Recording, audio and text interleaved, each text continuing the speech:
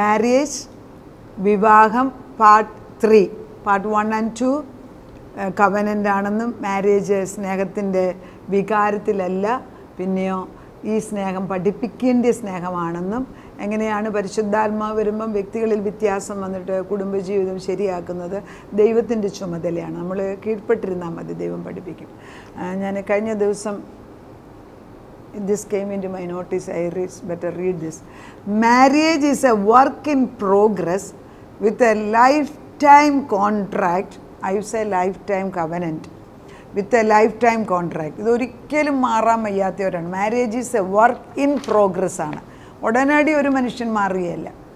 No matter who you are, no matter how long you take, you have to understand the partnership. Each one should understand. അതായത് ഈ പാർട്ട്ണർഷിപ്പിൽ എത്ര കാലമെടുത്ത് നമ്മൾ ആരെന്നോ നമ്മൾ എത്ര കാലം എടുക്കുന്നതെന്നല്ല, അന്യോന്യം മനസ്സിലാക്കുന്നതാണ് വിവാഹ ജീവിതം. No two minds are alike. രണ്ട് മനസ്സ് ഒരുപോലെയല്ല. നോ ടു മൈൻഡ്സ് ഭാര്യ ഭർത്താക്കന്മാരുടെ ഒട്ടുമല്ല. So you have to assess and accept partners as who she or he is.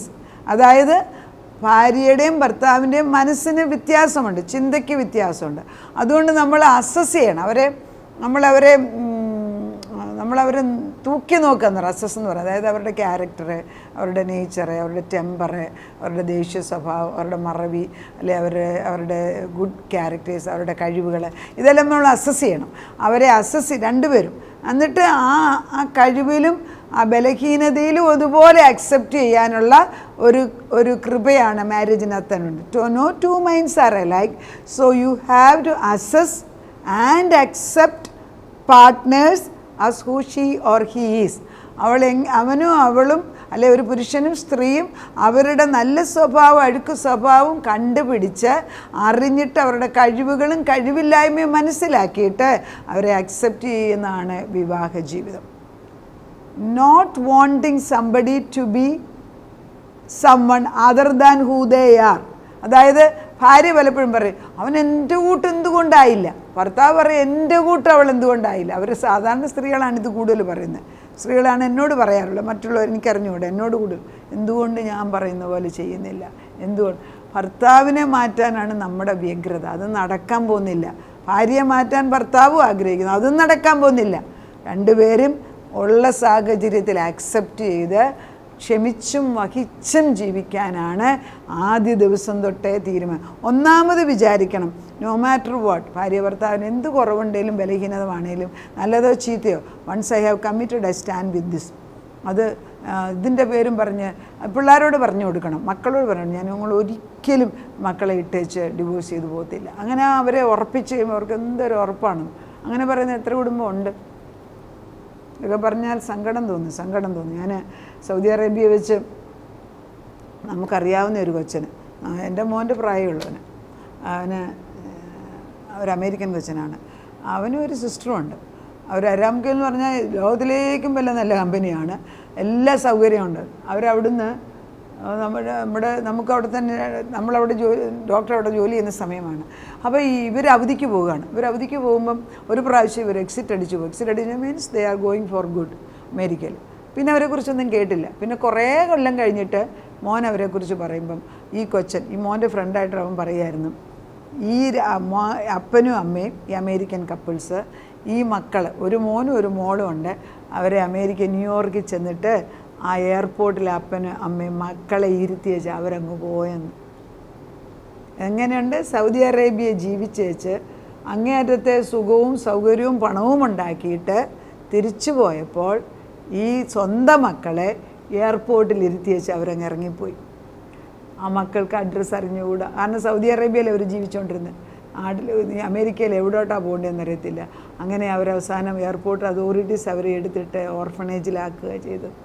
ഓർഫണേജിലാക്കി കഴിഞ്ഞിട്ട് ആ കൊച്ചൻ ഇറങ്ങി ഓടിപ്പോയി.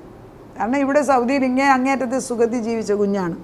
അവനത് വഹിക്കാൻ പോയവന്, പെൺകുട്ടി അവിടെ തന്നെ നിന്നു. ലാസ്റ്റിൽ ഈ കൊച്ചൻ്റെ വിവാഹ സമയമായപ്പം അവന് പിന്നെ I think even to military, അതായത് ചുമക്കാനും ഒക്കെ പോയി. പിന്നെ അവസാനം മിലിറ്ററി ചെന്ന് അവിടെ ഒരു പെങ്കൊച്ചിനെ കല്യാണം കഴിച്ച്. അന്നേരം നമ്മുടെ മോനെ വിളിച്ച് മോനെ ഇത്തിരി ഹെൽപ്പ് ചെയ്ത് ആ ടൈമിൽ. പക്ഷേ നമുക്കത് കേട്ടപ്പോൾ ഉണ്ടായ സങ്കടം, അവൻ്റെ ജീവിതം തകരാറിലായി. അത് തന്നെയല്ല, ആ മാരേജ് തൊട്ട് അധികം നിന്നുമില്ല മകൻ്റേത്. എങ്ങനെ നിൽക്കും? അപ്പനും അമ്മയും കാണിക്കുന്നത് തന്നെയല്ലേ മക്കളിൽ വരത്തുള്ളൂ. ഇതൊക്കെ കഥയല്ല, ഇത് ജീവിതമാണ് ഈ പറയുന്നത്.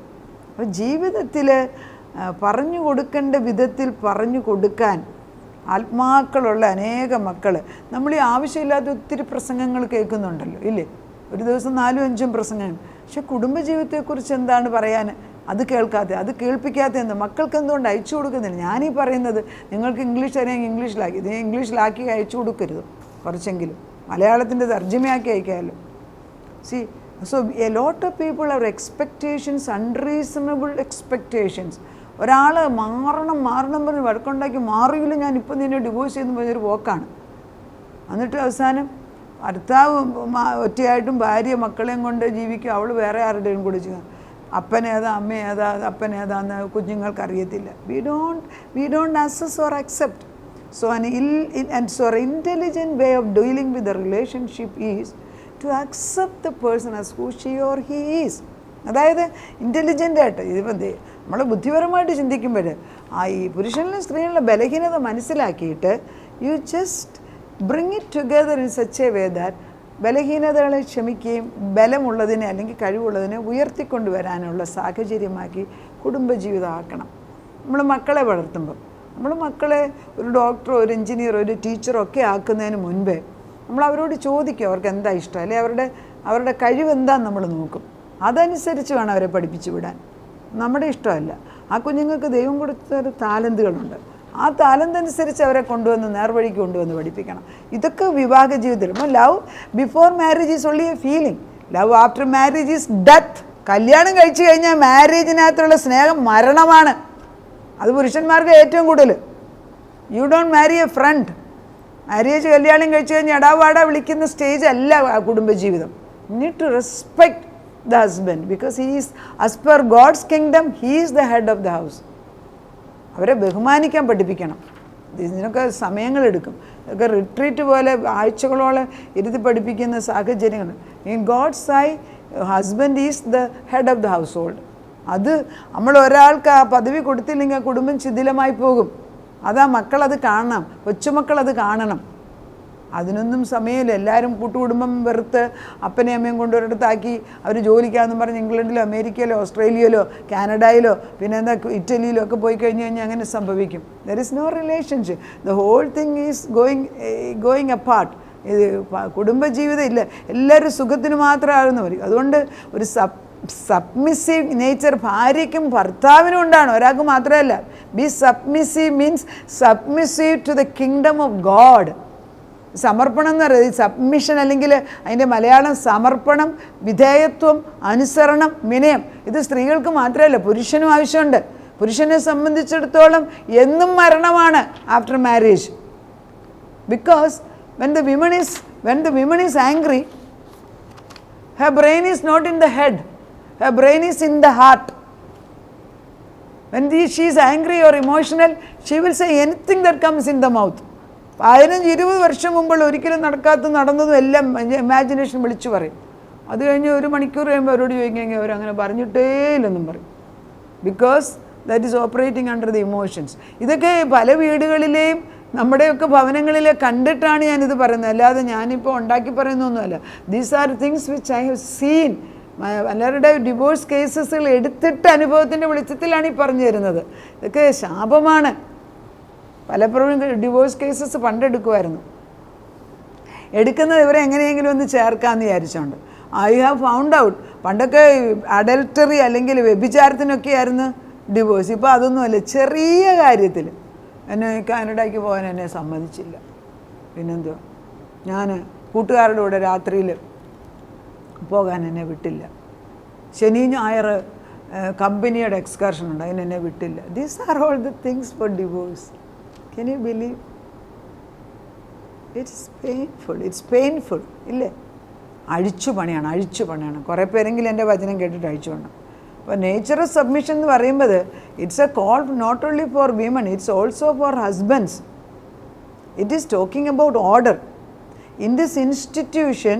അതായത് മാരേജ് ഈസ് ആൻ ഇൻസ്റ്റിറ്റ്യൂഷനാണ്, ഫാമിലി ഈസ് ആൻ ഇൻസ്റ്റിറ്റ്യൂഷൻ. ഇതൊക്കെ ദൈവം തുടങ്ങിയതാണ്. അതിൽ wife submit yourself to the husband, husband has to submit to Jesus Christ, because Christ is the head of the church. At home you need to keep this order. When you talk to husband, think as though you are talking to your husband, to the Lord. അങ്ങനെ നമ്മൾ നമ്മുടെ ഭർത്താക്കന്മാരോട് സംസാരിക്കുമ്പം നമ്മൾ യേശുവിനോടാണ് സംസാരിക്കുന്ന രീതിയിലാണ് കാണുന്നത് എങ്കിൽ ഒരു ഡിവോഴ്സ് നടക്കത്തില്ല, പിശാചകത്തും കയറത്തില്ല. ഇതിനൊക്കെ മെച്യൂരിറ്റി വേണം. ബട്ട് ദീസ് ആർ ദി 100% ബിബ്ലിക്കലായിട്ടുള്ള ട്രൂത്ത്സ് ഞാൻ വിളിച്ചു പറയുകയാണ്. Definitely it will touch some family. സത്യം അറിയാൻ വയ്യാത്തതുകൊണ്ടാണ് എൻ്റെ ജനം നശിച്ചു പോകുന്ന വേദപുസ്തകം പറയുന്നത്. പിന്നെ അതിനകത്ത് തെറ്റില്ലല്ലോ. അതുകൊണ്ട് പറയുകയാണ്. ഞാൻ ഒരു പക്ഷത്തുമല്ല, സ്ത്രീയുടെ പക്ഷത്തുമല്ല, പുരുഷൻ്റെ പക്ഷത്തുമല്ല. പുരുഷന്മാരുടെ ജീവിതം പിന്നെ അവർ ദിനം പ്രതി ഇമോഷൻസ് വരുന്ന സ്ത്രീകളിൽ നമുക്കാണല്ലോ കൂടുതൽ. അവർക്കത് മനസ്സിലാകുന്നില്ല. പിന്നെ അവരെന്തുകൊണ്ട് അതോറിറ്റി എടുക്കുന്നില്ലെന്ന് നമുക്കും മനസ്സിലാകുന്നില്ല. So every area there is confusion. So let the spirit of the living God bring clarity in this. പ്രാർത്ഥിക്കാം. കുടുംബജീവിതം ദൈവം സ്ഥാപിച്ചതാണ്. അതിനകത്ത് ഈ ദുഷ്ടപിശാച് കലയ്ക്കും മറിച്ചൊന്നും ഇല്ലാതാക്കി വെച്ചിരിക്കുന്നു. Will you not revive the family lord? സ്ത്രീയും പുരുഷനുമാണ് ചേരേണ്ടത്. അതിന് വിപരീതമായിട്ട് വരുന്ന സകല ശക്തികളും വെട്ടിമാറ്റിയൊക്കത്തുള്ളൂ. നാഥൻ അല്പം കൂടെ തീക്ഷ്ണമായിട്ട് ഇറങ്ങി വന്നേ ഒക്കത്തുള്ളൂ.